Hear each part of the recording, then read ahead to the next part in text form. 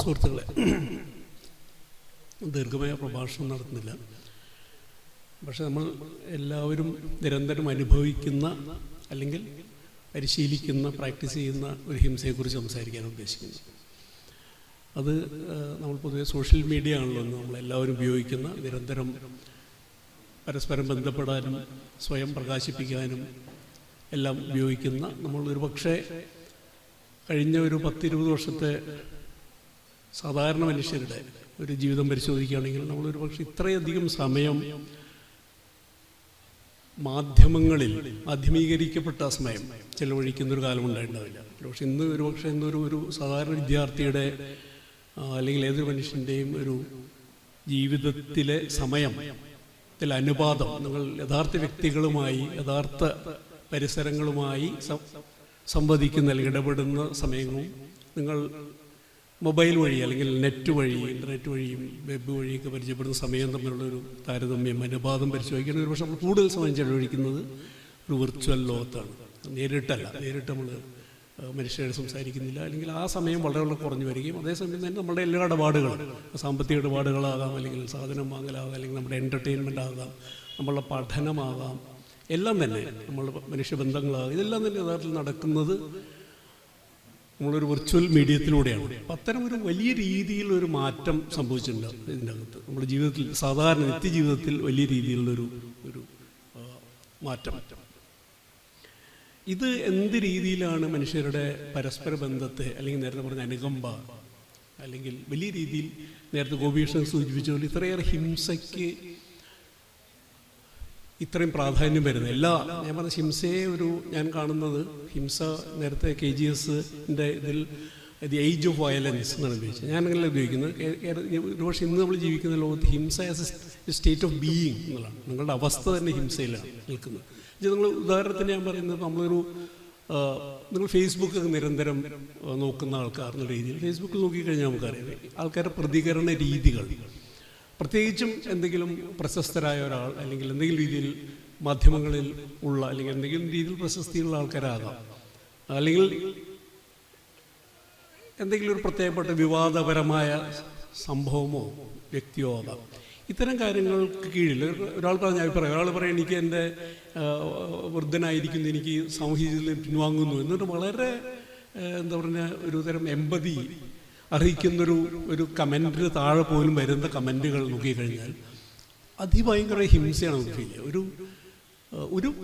നിങ്ങൾക്ക് യഥാർത്ഥത്തിൽ ഈ മനുഷ്യനെ അറിയില്ല, ഈ മനുഷ്യൻ പറയുന്ന കോണ്ടെക്സ്റ്റ് എന്താണെന്ന് അറിയില്ല, ഇതൊന്നും അറിയേണ്ട ആവശ്യമില്ലാതെ തന്നെ നിങ്ങൾ അതിലൊക്കെ അഭിപ്രായം പറയാം. നിങ്ങളതിൽ വളരെ ഹിംസാത്മകമായിട്ടുള്ള ഒരു രീതിയിലും ഒരു മനുഷ്യൻ്റെ അവസ്ഥയെയോ മാനസിക നിലയെയോ അല്ലെങ്കിൽ എന്തുകൊണ്ട് പറയുന്നു എന്നുള്ളതിനെ കുറിച്ചൊന്നും ചിന്തിക്കാതെ, ഇത്തരം അപരബോധമില്ലാതെ ഉള്ള പെരുമാറ്റം നിങ്ങൾ വേറെ എവിടെയും കാണാൻ കഴിയില്ല. അപ്പം ഈ ഹിംസ ഇത്തരം ഒരു തരം ആ രീതിയിൽ ഒരു കാര്യങ്ങളെ ലോകത്തെ അനുഭവിക്കാനും ആ രീതിയിൽ സ്വയം പ്രകാശിപ്പിക്കാനും പ്രതികരിക്കാനുമുള്ള ഒരുതരം ഹിംസോർജം എവിടെ നിന്നാണ് ലഭിക്കുന്നതാണ് ഒരു വലിയ രീതിയിൽ നമ്മളെ അങ്ങേയറ്റം ആശങ്കപ്പെടുത്തേണ്ട ഒരു അവസ്ഥ. അതിനെക്കുറിച്ചുള്ള ചില ചിന്തകൾ ആണ് ഞാൻ അവതരിപ്പിക്കാൻ ഉദ്ദേശിച്ചത്.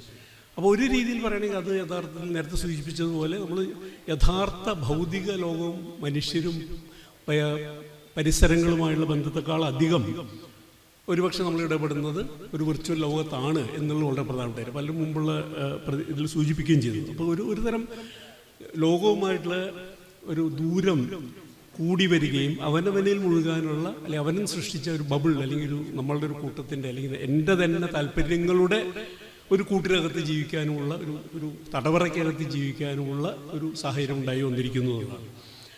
അത് അപരത്തോട് തീരെ തുറസില്ലാത്ത ഒരവസ്ഥയിലേക്കും നയിക്കുന്നു. ഒപ്പം തന്നെ തീരെ സെൽഫ് റിഫ്ലെക്സീവ് അല്ലാത്ത, അവനവനെ തന്നെ കാണാൻ കഴിയാത്ത, അവനവനിൽ നിന്ന് അകലമില്ലാത്ത ഒരു തരം അവസ്ഥയിലേക്ക് എത്തിക്കുന്നു. ഇത് യഥാർത്ഥത്തിൽ പല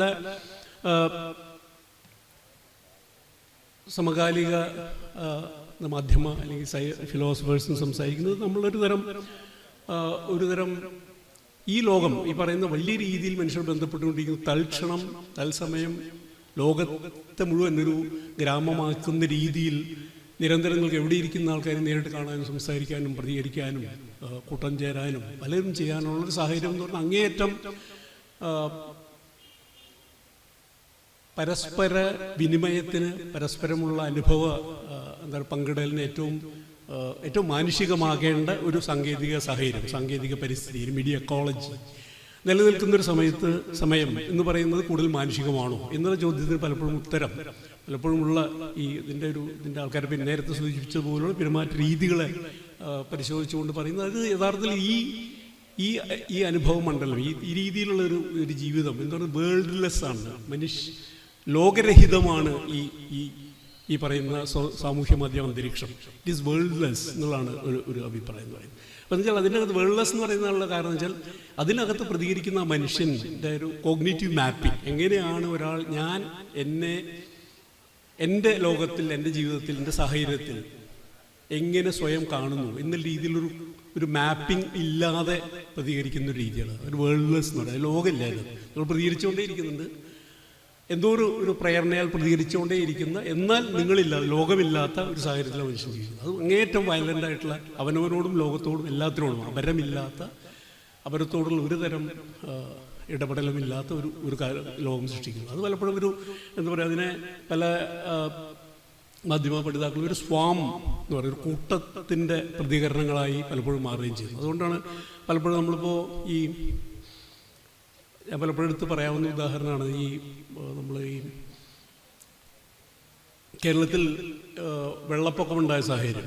വെള്ളപ്പൊക്കമുണ്ടായ സാഹചര്യത്തിൽ വലിയ രീതിയിലുള്ള പ്രതികരണം, പ്രത്യേകിച്ച് സാമൂഹ്യ മാധ്യമങ്ങൾ വഴി തന്നെ ഉണ്ടായൊരു പ്രതികരണം എന്ന് പറയുന്നത് വലിയ രീതിയിലുള്ളൊരു പരസ്പരം സഹായിക്കാനും, പല രീതിയിൽ ഒരു പരിചയമില്ലാത്ത മനുഷ്യരെ അല്ലെങ്കിൽ എത്രയോ അകലത്ത് കിടക്കുന്ന ആൾക്കാരെ സഹായിക്കാനുള്ളൊരു വലിയ സന്നാഹമുണ്ടായി. ഒരുപാട് ആൾക്കാർ പല രീതിയിൽ പലയിടത്തു നിന്നും എന്താ പറയുക പലതരം വിഭവങ്ങൾ കൊണ്ട്, ധനമാകാം അല്ലെങ്കിൽ മനുഷ്യാധ്വാനമാകാം, പല രീതിയിൽ ദുരന്ത നിവാരണ പ്രവർത്തനങ്ങളാകാം, ഈ രീതിയിൽ ഇടപെട്ടൊരു സമയമായിരുന്നു. വലിയ രീതിയിലൊരു മനുഷ്യൻ്റെ മാനുഷികത അങ്ങേറ്റം വെളിപ്പെട്ടൊരു സമയമായിരുന്നു. വലിയ രീതിയിലുള്ളൊരു കേരള മാതൃകയായി ആൾക്കാർ ആഘോഷിക്കുകയൊക്കെ ചെയ്തൊരു സംഭവമാണ്. അതിന് അധികം താമസിയാതെയാണ് ശബരിമല പ്രശ്നം വന്നത്. ശബരിമല പ്രശ്നം വേറൊരു തരത്തിലുള്ള ഒരു മനുഷ്യനുള്ളതാണ്, ഭയങ്കരമായിട്ട് സ്ത്രീ വിരുദ്ധമായിട്ടുള്ള ഒരു പ്രത്യേകതരം ഒരു മാനസികാവസ്ഥ വലിയ രീതിയിൽ വ്യാപകമായി പ്രകടിപ്പിക്കുന്ന ഒരു ജനതയെ നമുക്ക് കാണാം. അപ്പോൾ യഥാർത്ഥത്തിലൊരു ഒരു മലയാളി എന്ന് പറയുമ്പോൾ പൊതുവെ നമ്മൾ ധരിക്കുന്നത് വളരെ പുരോഗമനാത്മകമായ വലിയ മാനുഷിക മൂല്യങ്ങളുള്ളൊരു മലയാളിയും, മറിച്ച് വളരെ പിന്നോക്കം ഇതിനു മുകളിൽ തിരിച്ചടിക്കുന്ന ഒരു തരം എന്താ പറയുക വലതുപക്ഷ ചിന്താഗതിക്കാരായ ഒരു മലയാളി സമൂഹം ഉണ്ട് എന്നുള്ള രീതിയിലാണ്. നമ്മുടെ പഴയ രാഷ്ട്രീയ ചിന്തകളിലൊക്കെ ഒരുപക്ഷെ അങ്ങനെയാണ് നമ്മൾ പൊതുവെ പുരോഗമനപരമായിട്ടുള്ള ആശയങ്ങൾ ഒരു കൂട്ടം ആൾക്കാരും അല്ലാത്ത ഒരു കൂട്ടം ആൾക്കാരും. പക്ഷെ അത് സൂക്ഷ്മമായി നോക്കിക്കഴിഞ്ഞാൽ ഇത് രണ്ടും ഒരേ ആൾക്കാർ തന്നെയാണ്. ഒരേ ആൾക്കാർ രണ്ട് സന്ദർഭങ്ങളിൽ രണ്ട് രീതിയിൽ പെരുമാറുന്നതാണ് നമ്മൾ കാണുന്നത്. ഒരു സ്വാം ഇഫക്റ്റാണ്. പ്രത്യേക രീതിയിൽ ആൾക്കാർ ഒരു സന്ദർഭത്തിൽ ഒരു വശത്തേക്ക് വരും, വേറെ വശത്തേക്ക് ഇങ്ങോട്ട് പോവുകയും ചെയ്യുന്ന ഒരു അതുകൊണ്ട് വേൾഡ്ലെസ് എന്ന് തന്നെ വിളിക്കുന്നത്.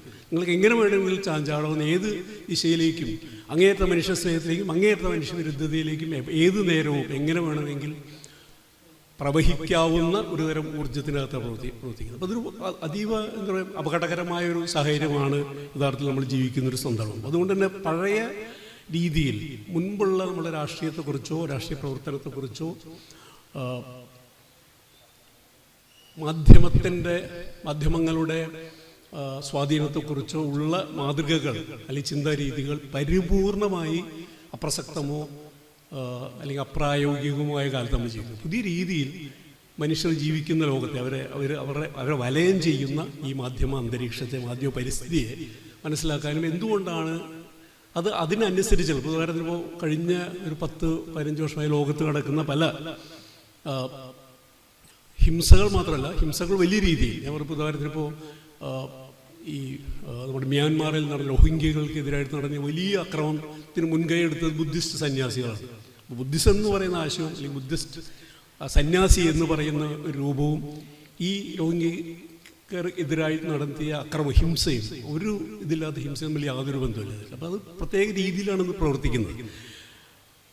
അതുപോലെ തന്നെ ഈ വലിയ വലിയ ഭരണകൂടങ്ങൾക്കെതിരായി വന്ന ഒരുപാട് പ്രതിരോധങ്ങൾ, ഇപ്പോൾ മുല്ലപ്പൂ വിപ്ലവമാകാം അല്ലെങ്കിൽ പലയിടത്തും നടന്നിട്ടുള്ള സിറിയയിലും ഈജിപ്തിലും പലയിടത്തും സിയാറ്റിലൊക്കെ നടന്ന വലിയ രീതിയിലുള്ള പൊതുജന പ്രക്ഷോഭങ്ങൾ, മനുഷ്യർ തെരുവിലിറങ്ങി അധികാര രൂപങ്ങളെ, അധികാര വ്യവസ്ഥകളെ ചോദ്യം ചെയ്ത സന്ദർഭങ്ങൾ. ഈ സന്ദർഭങ്ങളും യഥാർത്ഥത്തിൽ വലിയ രീതിയിൽ സാമൂഹ്യ മാധ്യമങ്ങളിലൂടെ മൊബിലൈസ് ചെയ്യപ്പെട്ട, രൂപീകരിക്കപ്പെട്ട, അല്ലെങ്കിൽ അതിൻ്റെ ഊർജം ശേഖരിച്ച, അതിലൂടെ പ്രചരിച്ച ചില സന്ദർഭങ്ങളാണ്. പക്ഷേ ഇവയെല്ലാം നോക്കിക്കഴിഞ്ഞാൽ കാണാവുന്ന ഒരു പ്രത്യേകത, ഒരു സവിശേഷത എന്ന് പറയുന്നത്, അവർക്ക് എന്തെങ്കിലും മാനിഫെസ്റ്റോ, ഒരു പാർട്ടിയുടെ ഒരു രൂപമോ അല്ലെങ്കിൽ എന്തെങ്കിലും മുദ്രാവാക്യമോ ഒന്നുമില്ല. അങ്ങനെ ഏതെങ്കിലും കേന്ദ്രീകൃതമായ നമുക്ക് പരിചിതമായ രാഷ്ട്രീയ പ്രവർത്തന രൂപങ്ങളൊന്നുമില്ലാത്ത ഒരു രീതിയിലുള്ള പ്രവർത്തിച്ചു. പെട്ടെന്ന് ആൾക്കാർ ഒന്നിച്ചേരുന്നു, പ്രതിഷേധം പ്രകടിപ്പിക്കുന്നു. പലപ്പോഴും റിയൽ റിജീം ചേഞ്ചിലേക്ക്, അല്ലെങ്കിൽ വലിയ രീതിയിൽ ഭരണകൂട മാറ്റങ്ങൾക്ക്, അല്ലെങ്കിൽ ഭരണമാറ്റങ്ങൾക്കോ, അല്ലെങ്കിൽ വലിയ രീതിയിൽ മാറ്റങ്ങൾക്ക് കാരണമാവുകയും ചെയ്തിട്ടുണ്ട്. പക്ഷേ എങ്കിൽ തന്നെ അവർക്ക് തുടർച്ചകളുണ്ടായിട്ടില്ല. ഒരു പെട്ടെന്നൊരു ഒരു വലിയ പ്രതിരോധ ഊർജം രൂപപ്പെടുന്നു, അത് പ്രകാശിപ്പിക്കപ്പെടുന്നു. അതുകൊണ്ട് ചില മാറ്റങ്ങൾ അത് ഇല്ലാതാവുന്നു. യഥാർത്ഥത്തിൽ ഇപ്പോൾ സംഭവിക്കുന്നത് ഇങ്ങനെയാണോ ഇനി വരാൻ പോകുന്ന രാഷ്ട്രീയ പ്രവർത്തനം, അല്ലെങ്കിൽ രാഷ്ട്രീയത്തിൻ്റെ അല്ലെങ്കിൽ ജനകീയ പ്രക്ഷോഭങ്ങളുടെ രൂപം അല്ലെങ്കിൽ സ്വാധീനങ്ങൾ ഇങ്ങനെ ആയിരിക്കുമോ എന്നുള്ളൊരു ചോദ്യം ഉണ്ടായിരുന്നു. ഒരു വശത്തുള്ള ആശങ്ക എന്ന് പറയുന്നത്, ഇതുവരെയുള്ള വലിയ രീതിയിലുള്ള നമ്മുടെ രാഷ്ട്രീയത്തെക്കുറിച്ചുള്ള ചിന്തകൾ, രാഷ്ട്രീയ പ്രക്ഷോഭങ്ങളെക്കുറിച്ച്, രാഷ്ട്രീയ പ്രസ്ഥാനങ്ങളെക്കുറിച്ച്, വിമോചന പ്രസ്ഥാനങ്ങളെക്കുറിച്ചുള്ള ധാരാളം ചിന്തകൾ, അതിൻ്റെ സംഘടനാ രൂപങ്ങൾ, അതിൻ്റെ ആദർശ മാതൃകകൾ, പ്രവർത്തന രീതികൾ, ഇവയെല്ലാം തന്നെ അപ്രസക്തമാകുന്നൊരു കാലഘട്ടമാണ്. അപ്രസക്തമാകുന്ന മാതൃകകളാണ് മുന്നിൽ കണ്ടുകൊണ്ടിരിക്കുന്നത്, യഥാർത്ഥ മാറ്റങ്ങൾ കൊണ്ടുവരുന്നത്. ഇതൊരു വലിയ രീതിയിൽ രാഷ്ട്രീയം ചർച്ച ചെയ്യേണ്ട, രാഷ്ട്രീയ പ്രവർത്തകർ അല്ലെങ്കിൽ രാഷ്ട്രീയ ദർശനം ആലോചിക്കേണ്ട ഒരു വിഷയം കൂടിയാണ്. എന്നുവെച്ചാൽ നമ്മളൊരു കൈകാര്യം നമ്മൾ നേരിടുന്നത് violence as a state of being എന്നുള്ളതാണ്. വയലൻസ് നിങ്ങളുടെ ഒരു ഭവരൂപമായി മാറുകയാണ് അവിടെ. അതായത് മുമ്പ് നിങ്ങൾക്ക് വയലൻസിന് മനുഷ്യ സമൂഹത്തിനോ സംസ്കാരത്തിനോ അപരിചിതമായെന്നല്ല. വയലൻസ് ത്രൂ ഔട്ട് ചരിത്രം എന്ന വയലൻസിൻ്റെ ചരിത്രം കൂടിയാണ്. മനുഷ്യ ചരിത്രം ഹിംസയുടെ ചരിത്രം കൂടിയാണ്. പക്ഷേ ഈ വയലൻസിൻ്റെ ഒരു പാറ്റേൺ, അല്ലെങ്കിൽ അതിൻ്റെ പ്രചോദനങ്ങൾ, പ്രേരണകൾ നോക്കിക്കഴിഞ്ഞാൽ അതെല്ലാം തന്നെ മുൻ മാതൃകകളെല്ലാം തന്നെ എന്തെങ്കിലും റെസ്പോൺസാണ്. വയലൻസ് ഒരു റെസ്പോൺസാണ്. ഒരു പ്രത്യേക അനീതിയോട് അല്ലെങ്കിൽ മറ്റ് കാരണങ്ങൾ കൊണ്ട് എന്തെങ്കിലും രീതിയിലുള്ള റെസ്പോൺസ് എന്ന രീതിയിൽ, പ്രതികരണം എന്നുള്ള രീതിയിൽ ആയിരുന്നു പലപ്പോഴും വയലൻസിൻ്റെ സാമൂഹ്യ രൂപങ്ങൾ ഉണ്ടായിരുന്നു. പല രീതിയിൽ രാഷ്ട്രീയത്തിൽ ഒരു പോസിറ്റീവായിട്ടുള്ള വയലൻസ് ഉണ്ട് എന്നൊക്കെ ചർച്ച ചെയ്യാൻ പറ്റുന്നത് അതുകൊണ്ടാണ്. ഒരുപക്ഷെ ചില വയലൻസ് ആവശ്യമാണ്, ചില സമയത്ത് വയലൻ്റായിട്ട് മാത്രമേ ഒരു സമൂഹത്തെ വിമോചിപ്പിക്കാൻ കഴിയുള്ളൂ എന്നൊക്കെ പറയുന്നത് വയലൻസിന് ചില ഉദ്ദേശങ്ങളും ആദർശങ്ങളും ലക്ഷ്യങ്ങളും പ്രേരണകളും ഉള്ളതുകൊണ്ടാണ്. പക്ഷെ ഇന്ന് നിങ്ങൾ കാണുന്ന ഒരുതരം വയലൻസ്, മനുഷ്യൽ അന്തർഹിതമായിരിക്കും, ഞാൻ പറഞ്ഞ സ്റ്റേറ്റ് ഓഫ് ബീയിങ് എന്നുള്ള രീതിയിലുള്ള വയലൻസ്, പക്ഷെ അത്തരത്തിലുള്ള ഒന്നല്ല. അതിന് പ്രത്യേക കാരണങ്ങളോ പ്രത്യേക പ്രേരണകളോ പ്രചോദനങ്ങളോ ഒന്നുമില്ല. അങ്ങനെയാണ് നമ്മളിരിക്കുന്നത്. അത് പ്രത്യേകിച്ചും ഇത്തരം മാധ്യമങ്ങളുടെ നിരന്തരമായിട്ടുള്ള ഈ സർക്കുലേഷൻ, നമ്മൾ നിരന്തരമായി മാധ്യമീകരിക്കപ്പെട്ട ലോകത്ത് ജീവിക്കുന്നതുകൊണ്ട് നിരന്തരമായി ഇമ്പൾസസിലൂടെ കടന്നു പോകുന്നു. ഒരുപാട് വിഷയങ്ങൾ, വിവരങ്ങൾ നമ്മളോട് കടന്നു പോകുന്നു. അത് ഇത്തരമൊരു മാനസികാവസ്ഥയെ നിരന്തരം പോഷിപ്പിക്കുകയും നിലനിർത്തുകയും നിരന്തരം ഉത്തേജിപ്പിച്ചുകൊണ്ടിരിക്കുന്ന സാഹചര്യം കൂടിയാണ്. അത് പലരും സൂചിപ്പിക്കുന്നത് പോലെ ഇന്നത്തെ ഒരു പക്ഷേ പോസ്റ്റ് ട്രൂത്ത്, സത്യാനന്തരം എന്നൊക്കെ വിളിക്കാവുന്ന ഒരു രാഷ്ട്രീയ സാമൂഹ്യ അന്തരീക്ഷത്തിൻ്റെ ഫലമോ അല്ലെങ്കിൽ അതിൻ്റെ കാരണമോ കൂടിയാണ്.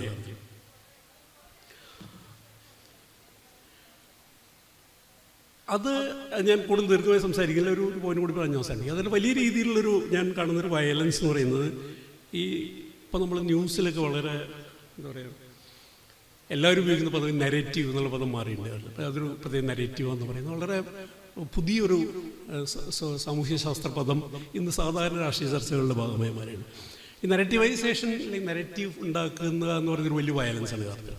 എന്നുവെച്ചാൽ അത് ചെയ്യുന്നത് ഏതൊരു സംഭവത്തെയും ഒരു പ്രത്യേക കാര്യകാരണ ബന്ധത്തിൽ കുടുക്കുക ചെയ്തത്, അല്ലെങ്കിൽ കാരണബന്ധം കൊണ്ട് എക്സോസ്റ്റ് ചെയ്യുക. അർത്ഥം ഇതാണ്, ഇന്നതുകൊണ്ടാണ് ഇത് സംഭവിച്ചത് എന്നുള്ള രീതി. എന്നുവെച്ചാൽ ഒരാൾ ആത്മഹത്യ ചെയ്തു, അയാൾ സ്വയം മരിച്ചു എന്ന് പറയുന്നതിനേക്കാളധികം ആൾക്ക് കടമുണ്ടായിരുന്നു. ഈ രീതിയിലൊരു നെറേറ്റീവ് ഉണ്ടാക്കിയിട്ടൊരു കാര്യം പറയുമ്പോൾ നമുക്ക് കുറെ കൂടി അത് വളരെ ഒരു കഥയായി മാറുന്നപ്പോഴാണ് ഒരു നെറേറ്റീവ് ഉണ്ടാക്കുക ചെയ്തത്. ഒരു സംഭവത്തിൻ്റെ റാൻഡം ആയിട്ടുള്ള, യുണീക്കായിട്ടുള്ള, അനന്യവും റാൻഡവുമായിട്ടുള്ളൊരു ഈവൻ്റെ മുകളിൽ നമ്മൾ കഥ പണിയുക ചെയ്യും.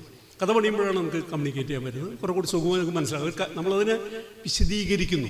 ഒരു സംഭവത്തെ ഒരിക്കലും വിശദീകരിക്കാൻ കഴിയാത്ത ഒരു സംഭവത്തെ നമ്മൾ വിശദീകരിക്കുകയും അതിൻ്റെ കാരണവും അർത്ഥവും അതിൻ്റെ കാര്യകാരണ ബന്ധവും കൃത്യമായി ഉണ്ടാക്കുന്നു. അതിൻ്റെ ഒരു ആദിമധ്യാന്തവും ഉണ്ടാക്കുന്നു. അതുകൊണ്ട് തന്നെ അത് ഇത്തരം ഈ രീതിയിൽ ചില വളരെ ജഡ്ജ്മെൻ്റലായിട്ടുള്ള ഒരുപാട് ചർച്ചകൾക്ക് വിധേയമാവുകയും ചെയ്തു. ഇതാണ് കാരണം തെറ്റായി കഴിഞ്ഞാൽ പിന്നെ അതിന് പരിഹാരം കണ്ടെത്തുന്നുണ്ട്. ഈ രീതിയിൽ ലോകത്തിൻ്റെ അനുഭവത്തിൻ്റെ റാൻഡംനെസ്സിനെ, അതിൻ്റെ അനന്യതയെ ഹനിക്കുന്ന ഒരു പ്രവൃത്തി ഇതിൻ്റെ അകത്തൂടെ നടക്കുന്നുണ്ട്. അതും ഒരു ഹിംസയുടെ ഭാഗമായിട്ട് നെഗറ്റീവൈസേഷൻ വലിയ ഹിംസയാണ്. അതുപോലെ അപ്പോൾ ലോകത്തിൻ്റെ അനന്യതയെ, അനുഭവങ്ങളുടെ അനന്യതയെ, എൻ്റെ റാൻഡംനെസ്സിന് ഒരു കാരണമില്ല കാര്യം സംഭവിക്കാൻ, ഒരു കാരണം ഉണ്ടായിക്കൊള്ളുന്നില്ല, അതിനെ അംഗീകരിക്കാതിരിക്കുന്നു. അതൊരു വലിയ ഒരു ഒരു ഒരു ഒരു എന്താ പറയുക, ഒരു ഇന്നത്തെ മാധ്യമപ്രവർത്തനത്തിൻ്റെ നമ്മൾ പരിചരിക്കുന്ന സോഷ്യൽ മീഡിയയിലായാലും മെയിൻ സ്ട്രീം മീഡിയയിലായാലും നമ്മൾ പരിശീലിക്കുന്ന, നിരന്തരം ശ്വസിക്കുന്ന ഒരു രീതിയായി മാറിയിട്ടുണ്ട്. ഒരു കാര്യം കൂടി പറഞ്ഞു അവസാനിപ്പിക്കുക. അതായത് ഇതിന് പല രീതിയിൽ ആൾക്കാർ ഈ ഇത്തരം ഹിംസയെ, ഇത്തരം ഈ ഞാൻ പറയുന്നത് violence as a state of being എന്നുള്ളതിനെ പല രീതിയിൽ ആൾക്കാർ മനസ്സിലാക്കാൻ ശ്രമിച്ചിട്ടുണ്ട്. അതിൽ പറഞ്ഞിട്ടുള്ള ഒരു കാര്യം കൂടി പറഞ്ഞു അവസാനിപ്പിക്കുക. അതല്ല, അത് ഈ മാധ്യമങ്ങളുണ്ടാക്കുന്ന ഒരു തിരശ്ചീന മായികതയാണ്, ഹൊറിസോണ്ടൽ ഇല്യൂഷനാണ്. നമ്മളെല്ലാം തുല്യരാണ്, നമുക്കെല്ലാം നമ്മളുടെ അഭിപ്രായങ്ങൾ പ്രകടിപ്പിക്കാനുള്ള വേദികളുണ്ട്, അത് തൽക്ഷണം ലോകം മുഴുവൻ എത്തിക്കാനുള്ള സംവിധാനങ്ങളുണ്ട് എന്നുള്ളൊരു തരം ഈ സോഷ്യൽ മീഡിയ ഉണ്ടാക്കുന്ന ഒരു ഹൊറിസോണ്ടാലിറ്റി ഉണ്ട്, തിരശ്ചീനതയുണ്ട്. നമ്മളെല്ലാം തുല്യരാണെന്നും ആർക്കും എങ്ങനെ വേണമെങ്കിലും ഇടപെടാം എന്നുള്ള ഒരു നിരന്തരമായിട്ടുള്ള ഒരു ഹൊറിസോണ്ടൽ ഇല്യൂഷൻ്റെ അകത്താണ് നമ്മളത് എന്താ പറയുക പ്രലോഭിപ്പിക്കുന്നത്. എപ്പോഴും നിരന്തരം നമുക്ക് അങ്ങനെ ഫീൽ ചെയ്യും. നമ്മുടെ ഒരുപക്ഷെ ഈ ഫേസ്ബുക്കിലൊക്കെ അഭിപ്രായം പറയുന്നത് കാണുമ്പോൾ എൻ്റെ അഭിപ്രായവും ഒരുപോലെ എന്താ പറയുക പരിഗണനാർഹമാണ് അല്ലെങ്കിൽ വിലപ്പെട്ടതാണ് എന്നൊരാൾ കരുതുന്നതുകൊണ്ടാണല്ലോ ഒരു കാര്യവുമില്ലാത്ത കാര്യത്തിൽ, ഒരു ബന്ധവുമില്ലാത്ത കാര്യത്തിൽ ആൾ അഭിപ്രായം പ്രകടിപ്പിക്കുന്നത്. അപ്പം എന്തോ ഒരു തരം പങ്കെടുക്കൽ പ്രതീതി അതിൻ്റെ അകത്ത്, ജനാധിപത്യത്തിൻ്റെ ഏറ്റവും അപകടകരമായൊരു സാധ്യത അതിൻ്റെ അകത്ത് നിങ്ങൾ പങ്കെടുക്കുന്നുള്ള പ്രതീതിയാണ്. എന്നാൽ നമുക്ക് അതിൻ്റെ ഉത്തരവാദിത്വം അല്ലെങ്കിൽ അതിൻ്റെ എന്തെങ്കിലും രീതിയിൽ നേരത്തെ പറഞ്ഞ പോലെയുള്ള ഒരു തരം പ്രൊആക്റ്റീവായിട്ടുള്ള ഒരു റോളും അതിൻ്റെ അകത്ത് പ്ലേ ചെയ്യാനില്ല, ചെയ്യേണ്ടതുമില്ല. അപ്പോൾ ഒരു തരത്തിൽ ഞാൻ പറഞ്ഞ സോഷ്യൽ മീഡിയ സൃഷ്ടിക്കുന്ന ഈ തിരശ്ചീന പ്രതീതി, ഹൊറിസോണ്ടൽ ഇല്യൂഷൻ, മറുവശത്ത് നിങ്ങളുടെ ജീവിതം, യഥാർത്ഥ ജീവിതം, അത് വീട്ടിലായാലും ശരി, റോട്ടിലായാലും ശരി, നിങ്ങളുടെ ജോലി സ്ഥലത്തായാലും ശരി, നിങ്ങൾ സാമൂഹികമായാലും ശരി, വർഗപരമായാലും ശരി, സാമ്പത്തികമായാലും ശരി, ജാതീയമായിട്ടും എങ്ങനെയായാലും വളരെ ലംബമാനാണ്, വെർട്ടിക്കൽ ലൈഫാണ്. നിങ്ങളുടെ റിയാലിറ്റി ഈസ് വെർട്ടിക്കൽ. അതേസമയം നിങ്ങളുടെ സോഷ്യൽ മീഡിയ എക്സ്പീരിയൻസ് ഒരു ഹൊറിസോണ്ടൽ ഇല്യൂഷൻ ഉണ്ടാക്കി തരച്ച് ഇത് തമ്മിലുള്ള സംഘർഷം അതിഭയങ്കരമായിട്ട് പരിഹരിക്കുന്ന അല്ലെങ്കിൽ ഇതിനെ മറികടക്കുന്ന ഒരു രീതി കൊണ്ട് ഹിംസ എന്ന് എനിക്ക് തോന്നുന്നു.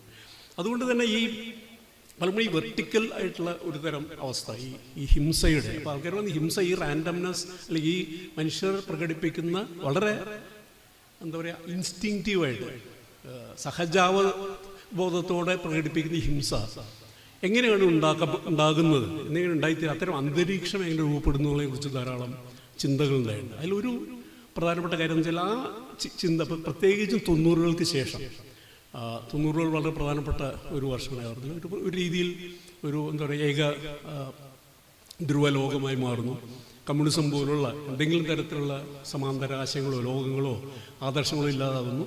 വലിയ രീതിയിൽ മുതലാളിത്തം ഒരു മറ്റൊരു ഓൾട്ടർനേറ്റീവും ഇല്ലാത്ത ഒന്നാണ് മുതലാളിത്തം, അല്ലെങ്കിൽ മാർക്കറ്റാണ് യഥാർത്ഥത്തിൽ ഏറ്റവും എല്ലാം തീരുമാനിക്കേണ്ടത്, ഏറ്റവും ജനാധിപത്യമായ ഇടം മാർക്കറ്റാണ് എന്നുള്ള ഒരു ധാരണ ഉണ്ടായിക്കൊണ്ടിരിക്കുന്ന സാഹചര്യത്തിൽ ഈ ഇന്നത്തെ ആഗോളീയ സമകാലിക ട്രാൻസ്നാഷണൽ എന്ന് വിളിക്കാവുന്ന ക്യാപിറ്റലിസ്റ്റ്, സ്പെക്കുലേറ്റീവ് ക്യാപിറ്റലിസ്റ്റിൻ്റെ ഒരു രീതി, ഇന്ന് പ്രവർത്തന രീതി എന്ന് പറയുന്നതുമായി ബന്ധപ്പെട്ട് കൂടി കിടക്കുന്നതാണ്. നേരത്തെ നമ്മൾ സൂചിപ്പിച്ച ഞാനും എൻ്റെ ലോകവും, യഥാർത്ഥ ലോകവും അല്ലെങ്കിൽ ഫിസിക്കൽ ആയിട്ടുള്ള വേൾഡും ഞാനും തമ്മിലുള്ള അകലം എന്ന് പറയുന്നത് ഈ ഇന്നത്തെ പുതിയ ഗ്ലോബൽ എക്കോണമിക്കകത്ത് തന്നെ ഉള്ളതാണ്. എന്നുവെച്ചാൽ നിങ്ങൾക്ക് ഇന്ന് പഴയതുപോലുള്ള വലിയ ഫാക്ടറികളോ ഒരു റോ മെറ്റീരിയൽ തുടങ്ങി അതിൻ്റെ അധ്വാനിക്കുന്നവർ അധ്വാനം നടക്കുന്ന അല്ലെങ്കിൽ ഇത്തരം മാനുഫാക്ചറിങ് നടക്കുന്ന സ്ഥലം, അത് സൂക്ഷിക്കുന്ന സ്ഥലം, അത് വിപണനം ചെയ്യപ്പെടുന്ന സ്ഥലം, അത് ഉപഭോക്താവ് തുടങ്ങി ഈ ഒരു വലിയ ഉൽപാദന ശൃംഖല ഇന്ന് നമുക്ക് അദൃശ്യമാണ്. ഇന്ന് കാണാൻ പറ്റില്ല, നമുക്ക് എവിടെയും ഫാക്ടറികൾ കാണാൻ പറ്റും. പഴയൊരു എന്താ പറയുക ഒരു 90-കൾക്ക് ശേഷമുള്ള പുതിയ ഡിജിറ്റൽ കാലഘട്ടത്തിൽ വസ്തുക്കൾ എന്ന് പറയുന്നത് തന്നെ ഇല്ലാതായിരിക്കുന്നു. കൂടുതൽ സേവനങ്ങൾ അല്ലെങ്കിൽ വിവരം തന്നെയാണ് നിങ്ങൾ വിൽക്കുന്നത്. അങ്ങനെ ഉണ്ടാകുന്നൊരു പുതിയൊരു എക്കണോമിക്കകത്ത് ഈ രീതിയിലുള്ള സ്വാഭാവികമായി തന്നെ ലോകവും ജീവിതവുമായിട്ടുള്ള അല്ലെങ്കിൽ അനുഭവങ്ങളുമായിട്ടുള്ള ഒരു അകലം ഉണ്ടായിത്തീരുന്നു എന്നുള്ളത് സ്ട്രക്ചറലി തന്നെ അങ്ങനെ നിങ്ങളുടെ എക്കോണമി, നിങ്ങളുടെ ജീവിതം. അതുകൊണ്ട് തന്നെ ഇപ്പോഴത്തെ പറഞ്ഞ ഗിഗ് എക്കോണമി എന്നൊക്കെ പറയുന്ന ഒരു രീതിയിൽ സുരക്ഷിതത്വമോ ജോലി തുടർച്ചയോ ഒരു തുടർച്ചയും കുറിച്ച് ആലോചിക്കാൻ പറ്റാത്തൊരു സാഹചര്യത്തിൽ ജീവിക്കുന്നൊരു വലിയ സമൂഹം ഉണ്ടായിത്തീരുന്നു എന്നുള്ളതാണ്. അപ്പോൾ ഒരു ജോൺ ഗ്രേ പറയുന്ന ഒരു രസകരമായൊരു കാര്യമുണ്ടല്ലോ, ഇത് മുഴുവൻ ഒരുപക്ഷെ കഴിഞ്ഞ നൂറ്റാണ്ടിലെ ഏറ്റവും വലിയ വിപ്ലവങ്ങളും വലിയ ചിന്തകളും എല്ലാം തന്നെ മുൻകൈ എടുത്തത്, അല്ലെങ്കിൽ അതിൻ്റെ ഒരു ഭാഗം, വലിയൊരു നിർണായക ഭാഗമായിരുന്നു മധ്യവർഗം. അതേ പറഞ്ഞാൽ capitalism can no longer afford a middle class എന്നാണ്. ഇനി മിഡിൽ ക്ലാസ്സിന് ക്യാപിറ്റലിസം അഫോർഡ് ചെയ്യാൻ പറ്റില്ല. നിങ്ങൾ ഏറ്റവും സമ്പന്നരും ഏറ്റവും ദരിദ്രരും സർവീസ് വീട്ടിൽ കൊണ്ടെത്തിക്കുന്നവരും അതിൽ നിന്ന് പൈസ ഉണ്ടാക്കുന്നവരും മാത്രമേ ഉണ്ടാവുള്ളൂ എന്ന് പറഞ്ഞു. ആ രീതി മിഡിൽ ക്ലാസ് പോലും ഇല്ലാതാകുന്ന പുതിയ സാഹചര്യം, അത് ഇത്തരം എന്താ പറയുക, ഈ പുതിയ ഹിംസയുടെ ഒരു വലിയ എന്താ പറയുക, അതിൻ്റെ ഒരു വ്യാപകമായിട്ടുള്ള ഒരു ആഗോളീയമായ തലത്തിലുള്ള ഒരു സാമ്പത്തിക ക്രമത്തിൻ്റെ പശ്ചാത്തലത്തിനകത്താണ് ഇത് നിലനിൽക്കുന്നത് എന്നുകൂടി പറഞ്ഞാൽ നിങ്ങളുടെ ഉൽപ്പാദനവും നിങ്ങളുടെ ഉപഭോഗവും തമ്മിലുള്ള അതിൻ്റെ പലതരം പ്രക്രിയയിലുള്ള പല ഘടകങ്ങളും ചിതറിയിരിക്കുന്ന, ഒന്നിനും തമ്മിലുള്ള തുടർച്ചകൾ കാണാൻ കഴിയാതിരിക്കുന്ന, എന്തും എവിടെ നിന്ന് വേണമെങ്കിൽ ശേഖരിക്കാവുന്ന, പലയിടത്തുമായിട്ട് അസംബിൾ ചെയ്യാവുന്ന, പല രീതിയിൽ സൂക്ഷിക്കുകയും വിൽക്കുകയും ചെയ്യാവുന്ന, നിങ്ങളുടെ ഉപഭോക്താക്കൾ ലോകം മുഴുവൻ ചിതറി കിടക്കുന്ന, എന്നാൽ നിരന്തരം കമ്മ്യൂണിക്കേറ്റ് ചെയ്യാവുന്ന ഒരു പുതിയ സംവിധാനം. ഇതിനകത്ത് സ്വാഭാവികമായിട്ടും വ്യക്തികളുടെ അല്ലെങ്കിൽ എന്തെങ്കിലും സാമൂഹികതയുടെ രൂപങ്ങളുടെ അവസ്ഥ ഇതായിരിക്കാം, ഹിംസ ആയിരിക്കാം അതിൻ്റെ ഒരു സ്വാഭാവിക പ്രതികരണം.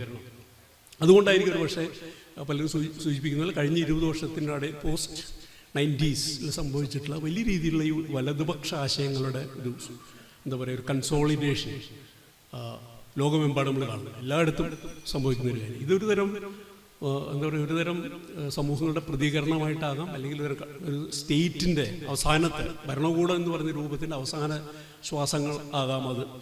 പക്ഷെ അത്തരമൊരു ഒരു കാര്യം എല്ലായിടത്തും സംഭവിക്കുന്നത്. അപ്പോൾ ഈ ലാർജർ ഒരു ഗ്ലോബൽ എക്കോണമിയിൽ വന്ന മാറ്റം, സാമ്പത്തിക ക്രമത്തിൽ വന്ന മാറ്റം, സാമ്പത്തിക ഘടനയിൽ വന്ന മാറ്റം, ഇതുവരെ ലോകത്തിലെ മാറ്റങ്ങൾക്ക് അല്ലെങ്കിൽ ലോകത്തിൻ്റെ രാഷ്ട്രീയത്തിൻ്റെ അതിരുകളും അതിർത്തികളും രൂപങ്ങളും പ്രവർത്തന മേഖലകളും നിർണ്ണയിച്ചിരുന്ന ദേശരാഷ്ട്രം എന്ന് പറയുന്ന യൂണിറ്റുകൾക്ക് വരുന്ന അപജയം, അതിലൂടെ ഉണ്ടാകുന്ന അതിൻ്റെ പ്രതികരണം എന്ന രീതിയിൽ പലപ്പോഴും ഉയർന്നു വരുന്ന ഈ വലതുപക്ഷ ഫണ്ടമെൻ്റലിസ്റ്റിൻ്റെ ഉയർച്ച, ഇതെല്ലാം കൂടി ചേർന്നിട്ട് ഇതിൻ്റെ താഴേക്ക് വരുന്ന നാട്ടിൽ ഇത്തരം വ്യക്തി അല്ലാതെ ആരായിരിക്കും അതിനകത്ത് ഉണ്ടാവുക എന്നുള്ള ഒരു ചോദ്യം ചോദിച്ചുകൊണ്ട് ഇതേക്കുറിച്ച് ചിന്തിക്കേണ്ടതുണ്ട് എന്ന് പറഞ്ഞുകൊണ്ട് ഞാൻ നിർത്തുന്നു.